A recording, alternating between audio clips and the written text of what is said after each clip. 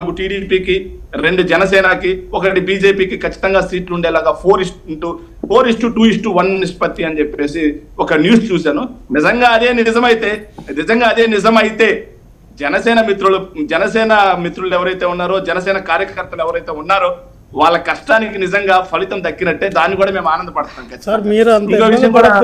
ఇంకో విషయం అండి, తెలంగాణ అసెంబ్లీ గురించి మా మీద మీరు అంతా ప్రేమ శోభించే అవసరం లేదు. మీ పార్టీలో ఉన్నటువంటి దళదనాన్ని మీరు చూడండి.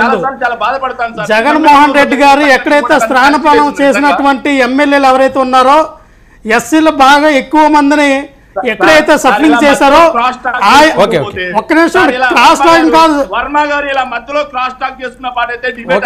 ఒక్క నిమిషం అండి, మీరు చెప్పిన దానికి సమాధానం చెప్తున్నారండి. వాళ్ళు చెప్పినప్పుడు కూడా నోట్ చేసుకోమని చెప్పండి, తర్వాత మాట్లాడమని. బాలకోటయ్య గారు మాట్లాడినంత నేను కామ్ గా ఉన్నానా లేదా? మీ వెర్షన్ అయిపోయిందా? సంస్కారం లేకపోతే మేమేం చేస్తాం? వినండి, మీ వెర్షన్ అయిపోయిందా సార్? మీ సంస్కారం అవలేదు సార్, చెప్తా. ఎందుకు అయిపోయింది? తెలంగాణ అసెంబ్లీలో ఈ రోజు కాంగ్రెస్ పార్టీ ఏదో చెప్పింది అన్నారు. ఎస్, షర్మిల గారు గాని కాంగ్రెస్ పార్టీకి కొత్తగా పిసిసి చీఫ్ గా తీసుకున్న ఆవిడ రాయలసీమలో పర్యటిస్తూ ఆవిడ ఏం మాట్లాడారు? కొత్త ప్రాజెక్ట్ ఒక్కడు కూడా కట్టలేదు, ఒక్క చుక్క నీళ్లు కూడా తీసుకొచ్చే ప్రయత్నం జగన్మోహన్ రెడ్డి గారు చేయలేదు అని చెప్పేసి ఆవిడ మాట్లాడారు. నెక్స్ట్ అలాగే చంద్రబాబు నాయుడు గారు, తెలుగుదేశం పార్టీ అధినాయకులు వారైనటువంటి చంద్రబాబు నాయుడు గారు ఏం మాట్లాడారు? నేను రాయలసీమలో పుట్టా, నేను రాయలసీమ బిడ్డని, నేను రాయలసీమ ప్రాంతానికి ఈ ప్రభుత్వం ఏమీ చేయట్లేదు వాటర్ పరంగా అని చెప్పి మాట్లాడారు. పవన్ కళ్యాణ్ గారు అదే మాట్లాడారు, లోకేష్ గారు అదే మాట్లాడారు.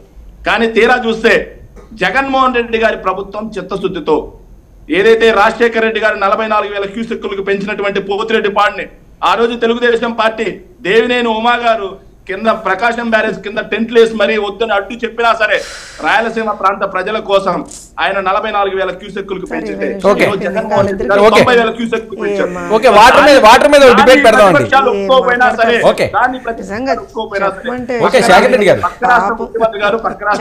శేఖర్ రెడ్డి గారు పాపం. శేఖర్ రెడ్డి గారు మాకు సమయం ఇవ్వండి సార్, మేము మాట్లాడతాం కొంచెం. ఎందుకంటే మీరు అధికారంలో ఉన్నారు కదా. సార్ ఎందుకంటే పర్లేదు సార్, మేము స్టూడియోలో ఉన్నా, జూమ్ లో ఉన్నా, ఎక్కడున్నా మా వాయిస్ బలంగా వెళ్తుంది సార్. ఎందుకంటే మాది ప్రజా వాయిస్ సార్, మేము ప్రజాగళం. సో మా గళం ఎక్కడైనా గట్టిగా వినిపిస్తుంది. మా గళం